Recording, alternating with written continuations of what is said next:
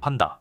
귀여운 외모와 느긋한 행동으로 사랑받는 판다는 사실 특별한 진화의 길을 걸어온 동물입니다. 중국에서 판다라는 동물이 서양인들에게 처음 발견되었을 때 사람들은 그 식습관과 생김새 때문에 레서판다와 혼동되었고, 그때 당시 레서판다에게서 따온 이름이 지금까지도 이어져 오고 있는 거죠. 하지만 이름의 근원지와 다르게 판다는 육식도 잡식도 아닌 99% 초식만 한다고 볼 수 있습니다. 북극곰이나 불곰과 같은 대부분의 곰과 동물은 잡식성을 보이는 반면 판다는 고기보다는 대나무만을 먹고 살죠. 그런데 판다가 속해 있는 식용목은 말 그대로 고기를 먹는 동물을 뜻합니다. 이 식용목 동물들은 공통적으로 날카로운 이빨과 고기를 소화할 수 있는 장내 미생물을 지니고 있죠. 판다 역시도 날카로운 이빨에 육식동물과 동일한 장내 미생물을 지니고 있습니다. 장 구조 또한 육식동물에 가까워서 풀을 소화하기에는 적합하지 않은데 판다는 대나무만을 고집하죠. 그런데 사실 판다는 고기의 맛을 알고 있던 시절이 있었습니다. 하지만 수백만 년 전 어느 시점부터 고기의 감칠맛을 느끼게 해주는 수용체가 망가져 고기의 맛을 전혀 느낄 수 없게 되었죠. 맛을 느끼지 못하게 되자 고기에 대한 선호도가 자연스럽게 떨어지게 되었고, 대신 주변에 흔히 자라던 대나무를 주식으로 삼게 되었습니다. 다행히 대나무의 잎과 죽순에는 단백질이 풍부했기 때문에 판다에게는 꽤 괜찮은 대체 식량이 되었죠. 그렇게 대나무 생활이 지속되면서 판다는 뼈 구조도 변화되었는데 손목뼈가 변형되면서 일종의 가짜 엄지손가락이 생겨났고, 이렇게 생겨난 6번째 손가락 덕분에 대나무를 힘껏 움켜쥐고 껍질을 벗겨먹는 게 가능해진 거죠. 이렇게 오랜 세월 동안 생존에 필요한 진화를 거듭했음에도 판다의 장은 여전히 짧고 장내 미생물 또한 육식동물에 가까워 아직까지도 대나무의 섬유질 소화에는 어려움을 겪고 있다 합니다. 그렇게 섭취한 영양분 중 대부분을 흡수하지 못한 채 배설해버리며 대나무를 씹고 뜯고 맛보고 내보내는 작업을 끊임없이 반복해야만 살아남을 수 있는 기구한 일생을 보내는 동물인 셈입니다.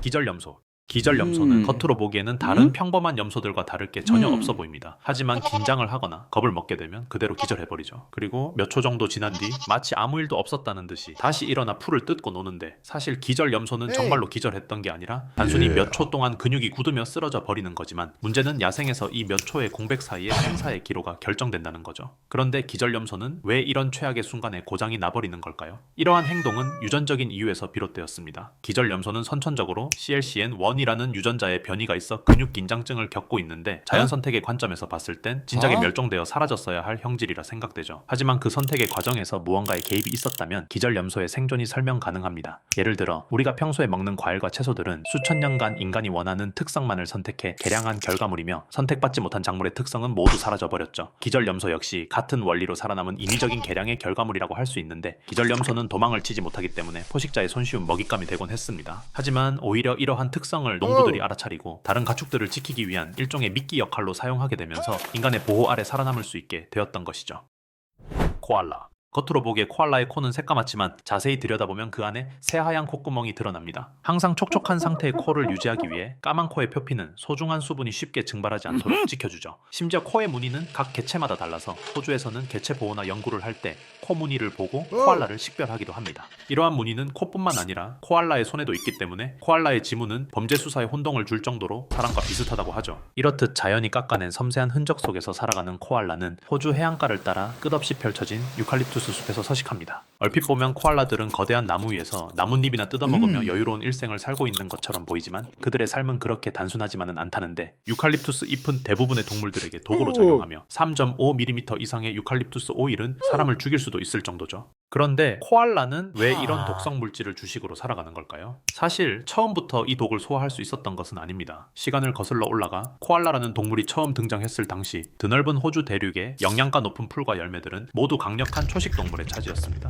반면 작고 느린 코알라에게 남은 선택지는 단 하나, 바로 다른 동물이 유일하게 피하는 유칼립투스 숲속의 잎사귀였죠. 기름지고 독성이 강했지만 코알라에게는 살아남기 위한 마지막 길이었고, 그래서 코알라는 유칼립투스 잎을 먹기 위해 독을 해독하는 데 도움을 주는 장내 미생물과 공생하며 독소를 빠르게 배출하는 방식으로 진화했다는 추론이 현재로서 가장 설득력 있는 가설입니다. 이 미생물 공생설을 뒷받침하는 대표적인 증거가 바로 새끼 코알라입니다. 갓 태어난 새끼는 유칼립투스의 독을 소화할 능력이 없고, 어미로부터 장내 미생물을 물려받는 특별한 성인식을 치러야만 잎의 독을 안전하게 소화할 수 있게 되죠. 마치 현대의 모든 인류가 약 20만 년 전 아프리카에 살던 한 여성으로부터 미토콘드리아 DNA를 이어받아 세포 호흡이 가능해졌다는 미토콘드리아 이브이론처럼, 코알라 역시 어떤 개체가 우연히 유칼립투스의 독성을 소화시켜줄 수 있는 미생물과 공생하게 되었고, 그 특성을 똥을 매개체로 다음 세대에 전해주며 종 전체가 번성하게 되었다는 것이죠.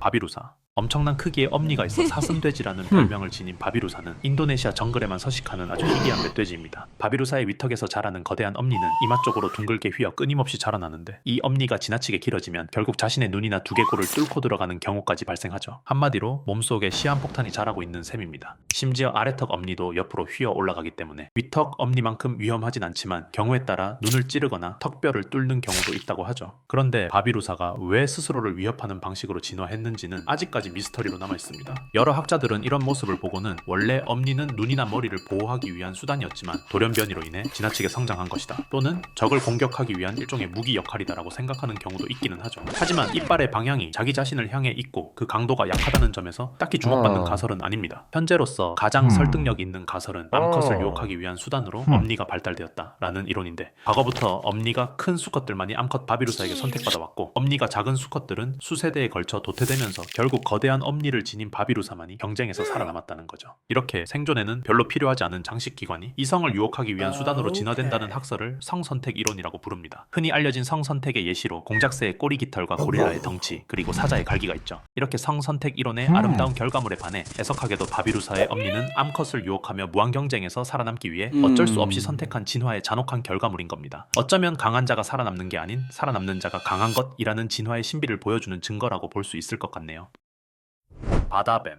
드넓게 펼쳐진 바닷속에는 뱀처럼 생겼지만 사실은 뱀이 아닌 동물들이 많습니다. 예를 들어 장어나 곰치는 뱀이 아닌 물고기에 속하죠. 하지만 몸은 장어처럼 납작하고 육지에서 기어다니는데 필요한 배빈을 조차 태화된 바다뱀은 코브라과에 속하는 진짜 뱀입니다. 바다뱀은 크게 바다뱀학과와 큰 바다뱀학과로 나뉘는데, 이번 영상에서는 이 둘을 편의상 스네이크 그리고 크레이트라 부르겠습니다. 기본적으로 스네이크는 바닷속에서만 살 수 있지만 크레이트는 민물이나 육지에서도 살 수 있습니다. 크레이트는 탈피를 할 때 지면 위로 올라오며 알을 낳기 위해서는 반드시 바다를 떠나 육지로 나가야 하지만 스네이크의 경우 알을 낳지 않고 새끼를 낳는데, 이게 스네이크와 크레이트 간의 가장 큰 차이점입니다. 그런데 바다뱀은 아프리카 대륙 동해안부터 아메리카 대륙 서해안까지 전세계 어디에서든 서식하지만 유일하게 대서양에서는 거의 관찰이 되지 않는다고 하죠. 이를 이상하게 여긴 과학자들은 그 원인을 집중적으로 연구하기 시작했는데요. 우선 지구에 사는 모든 생명체들은 생존을 위해선 무조건 물을 섭취해야 합니다. 그리고 바다에 살기 위해서는 소금을 배출하기 위한 소금샘이 필요하죠. 그런데 바다뱀은 소금샘이 있기는 하지만 그 소금샘이 별 기능을 하지는 못합니다. 결국 사람과 같이 바닷물을 마시게 되면은 삼투압에 의해 수분을 빼앗길 수도 있다는 것이죠. 이 때문에 스네이크와 크레이트가 살아가기 위해선 바닷물뿐만 아닌 민물도 필요로 합니다. 그래서 우기가 찾아와 바다에 비가 내릴 때면 수면 위로 올라와 수분을 섭취하는데, 건기가 지속되어 비가 내리지 않을 경우 길면 8개월까지도 탈수 상태로 지내야 하죠. 하지만 아프리카 남부의 희망봉과 남아메리카 남부의 아타카마 사막 부근에는 영구적인 고기압대로 인해 비가 거의 내리질 않고 비가 내리지 않으니 민물이 없기 때문에 어쩔 수 없이 바다뱀은 대서양으로 건너갈 수 없게 됩니다. 결국 바다뱀은 육지 생활을 청산한 뒤 나름 바다 생활에 완벽하게 적응했지만 민물이 필요한 방식으로 진화를 했기 때문에 아쉽게도 전 세계를 지배하는 꿈은 이룰 수 없게 되었습니다.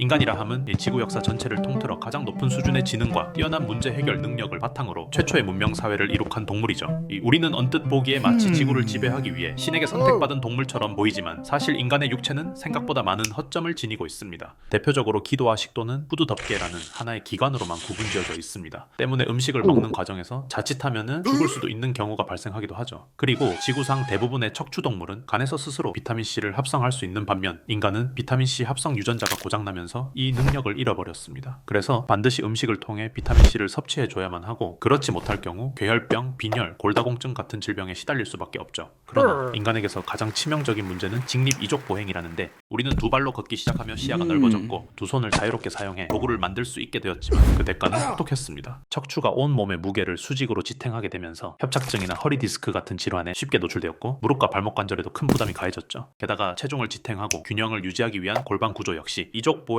효율을 위해 좁고 짧게 변하면서 출산은 인류 역사 내내 산모와 아기 모두에게 목숨을 건 과정이 되어버렸습니다. 이외에도 인간의 몸은 수많은 허점을 안고 있는데, 여차하면 터져버리는 맹장, 상이 거꾸로 맺히는 망막, 설명조차 필요 없는 사랑니 등 여러 골칫거리가 있죠. 결국 인간의 몸은 완벽하게 설계된 결과물이 아니라 수많은 시행착오와 우연히 쌓인 진화의 흔적입니다. 비효율적이고 허술해 보이는 부분조차도 당시 환경에서 살아남기 위해 선택된 타협의 산물이죠. 그리고 인간은 이 불완전함 속에서 끊임없이 변화를 추구해왔습니다. 완벽하지 않기에 더 많은 것을 갈망했고, 그 갈망이 진화를 이어온 원동력이 된 겁니다. 즉 인간의 진짜 힘은 허점을 안고도 끝없이 적응하고 변화를 만들어낸 진화의 과정 그 자체 아닐까요?